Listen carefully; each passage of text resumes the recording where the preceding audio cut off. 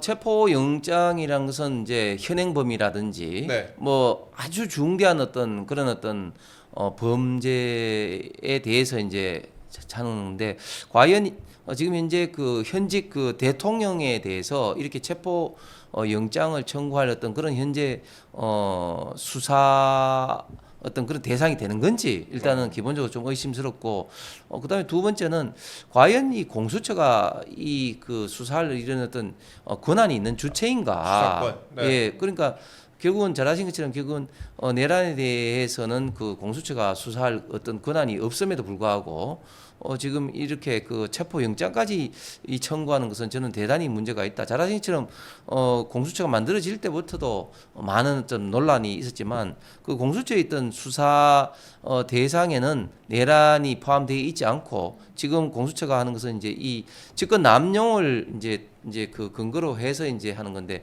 과연 직권 남용이라는 아주 작은 부분으로서 이 내란을 하는 것은 이거는 뭐 작은 어떤 꼬리를 그 가지고 네. 이 몸통을 끌어들이는 획도도 어떤 그런 어떤 건데 과연 이렇게 하는 것이 맞는 것인지 그리고 이런 부분에 대해서는 법원 행정처장도 국회에 나와서 분명히 이제 수사기관 간에 이런 어떤 내란 수사 문제는 굉장히 문제가 있고 공소 유지에도 나중에 큰 어떤 이슈가 될 거다고 경고를 했지 않습니까? 예. 그런 어떤 상황인데 공수처가 지속적으로 이렇게 이제 좀 하는 것이 결국은 어떤 국민들 특히 민주당이라든지 이런 어떤 언론에 어떤 보여주기 위한 본인들은 이렇게 최대한 노력하고 있다 이런 네. 어떤 보여주기 위한 어떤 체포영장이라고 저는 봅니다. 그런데 이게 공수처가 제가 아까도 말씀드렸다시피 어제 0시에 야간 청구를 했어요. 야간 청구를 체포영장 야간 청구를 하면서 근데 이거를 왜 중앙지법이 아니라 서울중앙지법이 아니라 왜 서부지법에 했냐? 마포에 있는 서부지법이 청구를 했냐? 이걸 두고도 다양한 해석이 나옵니다. 뭐 보여주기식 아니냐라는 비판도 있고 아니면 영장 발부 가능성이 조금 더 높은 것을 일부러 쇼핑한 거 아니냐 이런 비판도 있어요. 저는 그 두 번째 말씀하신 예. 영장 그 쇼핑을 한 거라고 생각을 합니다. 왜냐하면 사실은 이게 당연히 이제 영장을 발부하는 어떤 법원은 그 수사권 특히 검찰에서 나중에 이제 그 공소를 했을 때 공소를 담당 제기하는 검찰 관할 네. 관계 이 법원에 하는 것이 이 상례입니다. 즉 그렇죠. 이것은 결국 이제 중앙지검에서 만약에 이제 그 공소 제기를 하려고 하면 이제 그 수행할 거기 때문에 네.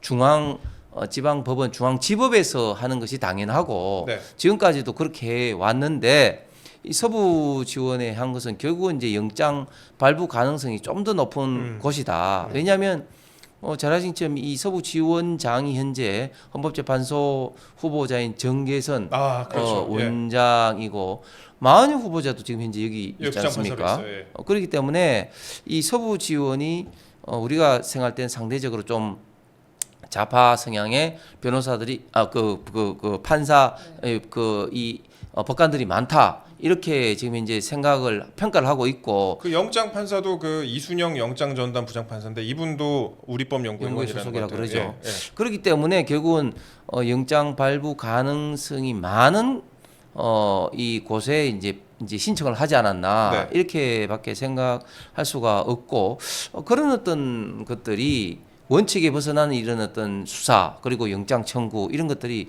너무 지금 이제 공수처가 이게 그 보여주기 위한 어떤 그런 어떤 수사를 하고 있다는 그런 어떤 단면 아닌가 생각합니다. 이게 사실 공수처가요. 그러니까 그 사건을 수사한 뒤에 윤 대통령 관련된 사건을 수사한 뒤에 검찰에 넘겨야 되는데 이거를 중앙지검에 송부하도록 공수처법에 규정이 되어 있습니다. 중앙지검에 송부하도록 되어 있는데 중앙지검은 그러니까 중앙지법에다가 또 그렇죠. 대응하는 거잖아요. 그렇게 하는 건데 이거를 서부지법에다 영장 청구를 했다. 이거는 조금 약간 앞뒤가 맞지 않는다. 이거 너무 이렇게 뭐 쇼핑한 거 아니냐 이런 비판이 나오고 있습니다. 공수처는 물론 뭐 윤 대통령의 지금 주거지가 용산구기 때문에 그래서 소재지 뭐 관저 같은 거를 뭐 그런 거를 참고를 했다 이런 식으로 주장을 하는 것 같은데 이걸 두고 약간 법 쪽에서는 좀 시각이 좋지가 않은 것 같습니다. 그리고 영장 발부에 대한 그런 당위성 부분도 좀 쟁점이 되는 것 같은데 현직 대통령인데 소환에 다른 방법의 시도를 하지 않았다 이런 부분에서도 약간 비판이 있더라고요. 그러면 지금 예. 이제 문재인 대통령만 하더라도 그 관련돼서 뭐 소환이 아니라 서면 조사를 감사원 하려고 해도 뭐 무엄하다 이래가지고 서면 조사도 못한 적이 예, 있었고 그리고 김정수 문다혜 씨 조사하는 것도 사실은 소환 조사가 제대로 이루어지지 않고 있지 않습니까? 네. 그것뿐만 아니라 지금 현재 그 송영길 전 대표의 전당대회 때 관련된 전당대회 때 관련된 돈봉투 네. 지금 현재 그 의혹을 받고 있는 그 민주당 의원들을 소환을 몇 차례 7차례인가요? 그렇게 그 했는데도 응하지 않아도 배탈 사실은 났다고 한 거잖아요. 예, 체포영장을 지금 발부를 하지 않았어요. 네. 그런데 그거에 비해서 현직 대통령을 소환 몇 차례 해놓고 안 온다고 해서 체포영장을 발부한다? 이것은 누가 보더라도 형평에 맞지도 않을 뿐만 아니라 과연 현직 대통령이 뭐 지금 도주의 우려가 있습니까? 아니면 증거 인멸의 우려가 있습니까? 지금 증거 관련된 경우는 이미 관련된 사람들을 지금 현재 김용현 국방부 장관부터 해서 지금 전기현 사령관이라든지 또 각 지금 현재 뭐 수방사 경찰청도 그렇고, 예. 또 그 특전사 모든 지금 현재 사령관이 지금 이제 구속돼 있고 네. 경찰 분야도 그 전체 그 중앙경찰청장, 서울경찰청장 전부 다 지금 이제 구속돼 있지 않습니까? 네. 그런 상황에서 어떤 또 증거 인멸의 우려가 있는 건지 그런 어떤 우려도 전혀 없는 상황에서 네. 현직 대통령을 체포영장 청구한다. 이것을 봤을 때 이게 참 도저히 지금 그 다른 어떤 사항과 또 맞지도 않고 그리고 영장 청구의 기본적인 사항도 맞지 않다. 예를 들면 이재명 대표를 이제 당시에 이제 그 구속영장 할 때 심사를 하는 어떤 그때 당시에 이제 판사가 네. 어떤 이런 어떤 그 형평성이 비례해서 사회적인 이런 거 비례해서 이제 영장 그런 것을 기각도 한 적도 있었는데 유창훈 판사. 유창훈 판사가 한 적이 있었는데 지금 대통령이야말로 지금 이제 그 얼마나 많은 이런 어떤 책임뿐만 또 있지만 또 여러 가지 좀 상징성 있을 때 과연 현직 대통령을 영장을 청구를 하는 게 과연 국익에 어떤 도움이 되는 건지 이런 것을 조금이라도 생각해 봤으면은 제가 봤을 때는 도저히 영장을 칠 수 없는 상황이었는데도 그냥 무작정 지금 쳐버렸다고 생각을 합니다. 예, 저는 그 뭐 법조인들 얘기 나누고 그러면은 이 혐의의 경중을 떠나서 이 형평성 차원도 따져보지 않을 수가 없다 이런 얘기가 좀 많이 들리는 것 같습니다. 그리고요, 그 과거에도 뭐 유사 사례 같은 거 저희가 짧게 좀 일부에서도 말씀드렸었지만 그 한화갑 전 민주당 대표가 구속영장이 발부됐는데 당사에서 농성하고 뭐 민주당원 200명이 실력 저지해서 집행이 무산된 그런 케이스도 있었고 그래서 또 김민석 현 민주당 최고위원의 경우에도 2008년에 정치자금법 위반으로 구속영장 청구됐는데 야당 탄압이라고 버텼었고 뭐 이런 사례들이 있습니다. 그래서 과연 뭐 이게 형평성 차원도 좀 따져봐야 되지 않냐 이런 시각도 좀 많이 있습니다. 그리고 지금 체포를 위한 대통령실 수색영장까지도 청구를 했다고 합니다. 그 엄연히 이제 경호처가 있는 그런 상황에서 발부가 돼도 영장 집행이 쉽게 가능하겠냐 이런 관측도 나오는데 이건 좀 어떻게 보셨어요? 사실 불가능하죠. 경호가 있는 이런 상황에서 그 사실상 그 체포 영장 집행은 이제 불가능할 거고 제가 봤을 때는 정말 깜짝 놀라는 게 지금 시민들 사이에서 네. 대통령을 지키지 않은 식으로 해서 예를 들면 뭐 좌파들이 그 트랙터로 뭐 전농이 이제 한남동에 올 때도 네. 그렇지만 막 그 시민들 수만 명이 거기 그 제지하시죠. 인간 바리케이드를 치고 있는 그런 또 상황이지 않습니까? 그래서 지나치게 이걸 영장도 그렇고 이게 강제적으로 하다 보면 저는 큰 좀 불상사가 날 그런 어떤 우려도 지금 상당 부분 있다. 그렇기 때문에 이것을 지금 이제 대통령 측에서 지금 수사를 협조하지 않는 것도 아니고 하기 때문에 이렇게 어떤 좌파에 보여주기 위한 이런 어떤 수사를 해서는 저는 안 된다고 봅니다. 예, 그 말씀하신 부분이 저도 좀 염려가 되네요. 예, 충분히 좀 그럴 가능성이 많이 있어가지고 예, 그 부분도 좀 우려하지 않을 수가 없습니다. 그 경호처가 또 막으면 공무집행 방해가 된다 이런 주장을 또 공수처는 하고 있는데 이 부분도 좀 저희가 집중을 해봐야 될 것 같습니다. 그리고 요즘에 또 정치권에서 저는 그 부분을 좀 얘기하지 않을 수가 없는 게 소환에 불응하면 또 조사 없이 불구속 기소하는 그런 경우도 많이 있어요. 그 이재명 대표 같은 경우에는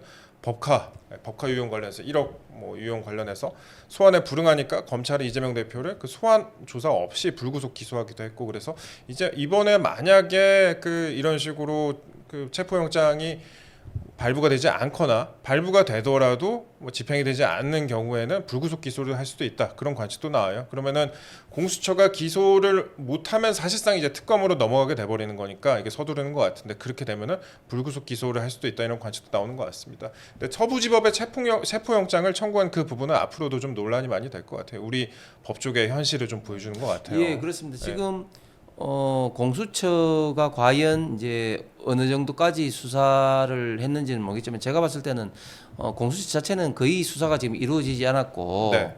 오히려 이제 검찰에서 나오는 어떤 자료라든지 또 경찰 자료에 지금 의존할 수밖에 없는 그런 어떤 상황인데 제가 봤을 때는 공수처 자체가 지금 이제 수사력이 그렇게 지금 있는 기관이 아니잖아요. 제대로 네. 지금 현재까지 뭐 수사된 것을 보여준 실적이 없죠. 그렇기 때문에 경찰, 검찰이 얼마만큼 지금 협조가 되고 있는지 모르겠지만 제가 봤을 때 검찰 쪽에서 협조는 제대로 지금 되고 있지 않은 것 같고 뭐 경찰은 뭐 일부는 되고 있지만 예. 그러나 공수처 자체의 지금 수사력이 부족한 상황에서 방금 이 기자 말씀하신 것처럼 이게 그 체포가 되지 않은 상황에서 불구속 기소를 그 검찰에 요구하기까지는 네. 제가 봤을 때는 상당히 좀 시간이 필요할 수밖에 없다. 예.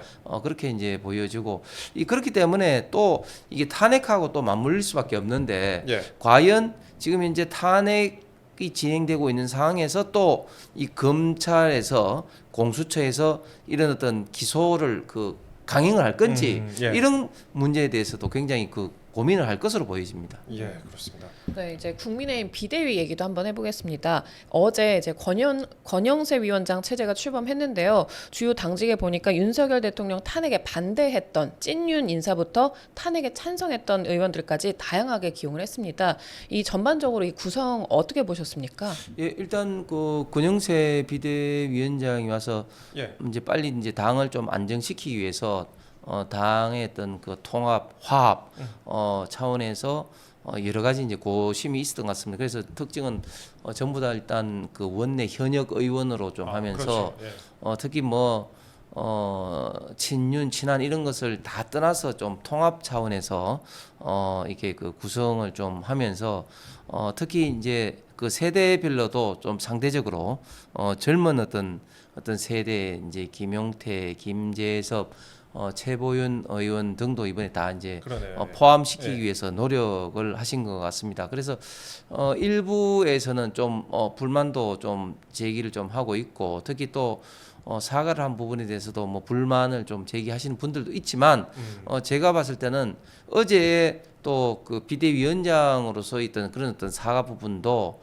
사실은 지금 이제 비상계엄의 어떤 정당성 격을 떠나서 일단 현재 그것으로 인해서 많은 또 국민들이 이제 걱정과 또 경제적인 좀 어려움이 있는 그런 어떤 현실도 있는 것만큼 네, 예. 원칙론적으로 좀 사과를 했고 또 그 부분 속에는 또 탄핵을 또 막지 못했던 그런 네. 부분도 저는 다 포괄해서 사과를 했기 때문에 네. 뭐 이것은 뭐 이걸로 좀 그대로 좀 받아주실 필요가 있다고 생각을 또 합니다. 예, 그 좌파 언론에서는 그런데 또 뭉뚱그려서 사과했다 이렇게 또 비꼬기도 하더라고요. 네, 그렇죠. 예, 그렇기 때문에 좌파적 시각이 봐서는 뭐 이게 탄핵 내지는 그에 대한 어떤 진정성이 없다. 뭐 이렇게까지도 뭐 이야기를 하는데 그거는 뭐 보는 시각에 따라서 다양하지만 어쨌든 저는 뭐 비대위원장으로서 일단은 이것을 한번 좀 털고 가야 되기 때문에 그렇죠. 그렇게 뭐 하신 것은 저는 뭐 당연하다고 생각합니다. 네, 그러면 그 한동훈 대표 체제와의 차이점을 찾자면 어떻게 될까요? 일단은 저는 한동훈 대표가 예.